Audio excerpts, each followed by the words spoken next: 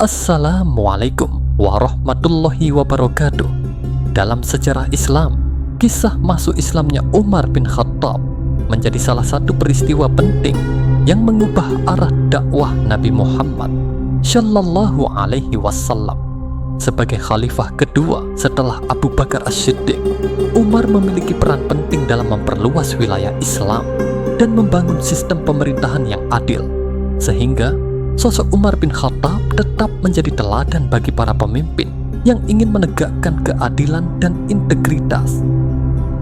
Lalu, bagaimana kisah perjalanan kehidupan Umar bin Khattab dari musuh yang bertekad hingga pemimpin terbesar Islam? Bagaimana Umar bin Khattab masuk Islam dan menjadi khalifah? Namun sebelum membahas lebih lanjut, mari bantu channel ini untuk terus berkembang dengan cara like dan subscribe, berikan komentar yang positif dan share video ini. Semoga menjadi amal jariah karena telah ikut mensiarkan kisah-kisah Islami kepada masyarakat Islam dan dunia. Terima kasih. Umar bin Khattab merupakan sahabat setia Rasulullah Shallallahu Alaihi Wasallam yang menjadi Khulafaur Rasyidin kedua setelah Abu Bakar. Sebelum masuk Islam, Umar bin Khattab merupakan seseorang yang dihormati sekaligus ditakuti oleh masyarakat Quraisy. Waktu itu, Umar bin Khattab termasuk orang yang menentang ajaran Rasulullah Shallallahu Alaihi Wasallam. Diceritakan dalam buku kisah hidup Umar bin Khattab oleh Mustafa Murrad saat Rasulullah Shallallahu Alaihi Wasallam mengumumkan misi kenabiannya. Umar saat itu tengah berusia 27 tahun. Sebagaimana para pembesar Quraisy lainnya, Umar menganggap seruan kenabian sebagai kegilaan yang menentang kepercayaan nenek moyang. Dikisahkan, suatu malam Umar datang ke Masjidil Haram secara sembunyi-sembunyi untuk mendengarkan bacaan salat Rasulullah Shallallahu Alaihi Wasallam. Waktu itu Rasulullah membaca surat Al-Haqqah. Umar bin Khattab kagum dengan susunan kalimatnya, lantas berkata pada dirinya sendiri, "Demi Allah, ini adalah syair sebagaimana yang dikatakan kaum Quraisy." Kemudian beliau mendengar Rasulullah membaca ayat 40-41 yang menyatakan bahwa Al-Quran bukan syair. Lantas beliau berkata, "Kalau begitu berarti dia itu dukun." Kemudian beliau mendengar bacaan Rasulullah ayat 42 yang menyatakan bahwa Al-Quran bukanlah perkataan dukun. Akhirnya beliau berkata, "Telah terbetik Islam di dalam hatiku." Akan tetapi karena kuatnya adat jahiliyah, fanatik Buddha, pengagungan terhadap agama nenek moyang, maka beliau tetap memusuhi Islam. Kemudian pada suatu hari, beliau keluar dengan menghunus pedangnya bermaksud membunuh Rasulullah Shallallahu Alaihi Wasallam. Dalam perjalanan, beliau bertemu dengan Nu'aim bin Abdullah Al-Adawi, seorang laki-laki dari Bani Zuhrah. Lelaki itu berkata kepada Umar bin Khattab, "Mau kemana wahai Umar?" Umar bin Khattab menjawab, "Aku ingin membunuh Muhammad." Lelaki tadi berkata, "Bagaimana kamu akan aman dari Bani Hashim dan Bani Zuhrah kalau kamu membunuh Muhammad?" Maka Umar menjawab, "Tidaklah aku melihatmu, melainkan kamu telah meninggalkan agama nenek moyangmu."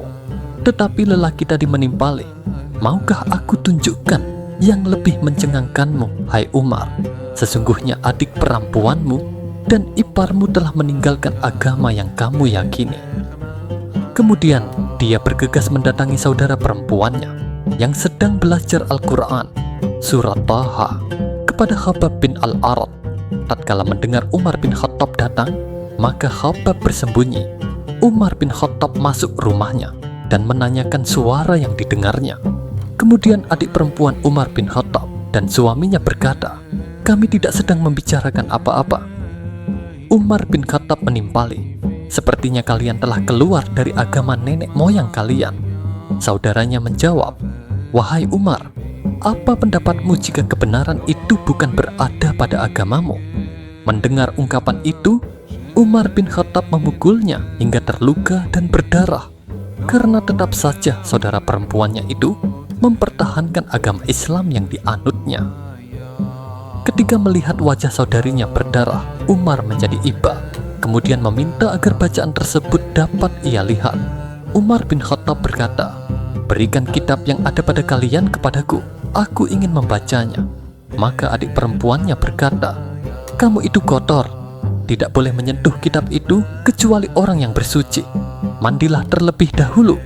Lantas Umar bin Khattab mandi dan mengambil kitab yang ada pada adik perempuannya. Ketika dia membaca surat Thaha, dia memuji dan muliakan isinya, kemudian minta ditunjukkan keberadaan Rasulullah.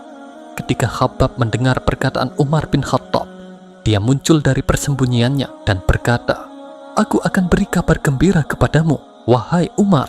Aku berharap engkau adalah orang yang didoakan Rasulullah pada malam Kamis. Ya Allah, muliakan Islam dengan Umar bin Khattab atau Abu Jahal Amru bin Hisham." Waktu itu Rasulullah SAW sedang berada di rumahnya. Umar bin Khattab mengambil pedangnya dan menuju rumah tersebut, kemudian mengetuk pintunya. Ketika ada salah seorang melihat Umar bin Khattab datang dengan pedang terhunus dari celah pintu rumahnya, dikabarkannya kepada Rasulullah. Lantas mereka berkumpul. Hamzah bin Abdul Muthalib bertanya, "Ada apa kalian?" Mereka menjawab, "Umar datang."